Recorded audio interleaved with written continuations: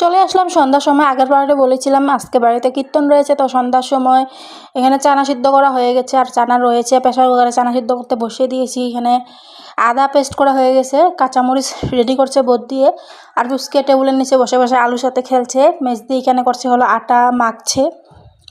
আটা মাখা হয়ে গেছে, এখানে বিস্কুট রেডি করে দিয়েছি, বিস্কুট দিয়ে এখন চা দেওয়া হবে। আর আটার লিচিগুলো কাটা হয়ে গেছে। আমার কাকি শাশুড়ি এসেছে, বলছে চা আমি দিয়ে দিই আমাদেরকে একটু হেল্প করার জন্য। সারাদিন ধরে আমরা এই 3টা মানুষই খাটাখাটনি করে যাচ্ছি, আর মা করছে হলো ঠাকুরঘরের কাজগুলো মা করেছে, কীর্তনের এখানে রয়েছে মা, আর রান্নাঘরের সমস্ত কিছু আমরা 3 বউ মিলে সামলাচ্ছি। এখানে লুচি হচ্ছে ফুলকো ফুলকো, আর হলো ছোলার ডাল হবে, মিষ্টি, তারপরে এগুলো দিয়ে আজকে প্রসাদ দেওয়া হবে। মেজদি এখানে বেলে দিচ্ছে আর কাকিয়ে ভাজছে। তো চলো তোমরা একটু কীর্তন শুনে নাও। কীর্তন শেষ হয়ে গেছে, আমরা এখন প্রসাদ দিব। আজ তাহলে আসি, আবার দেখা হবে কাল।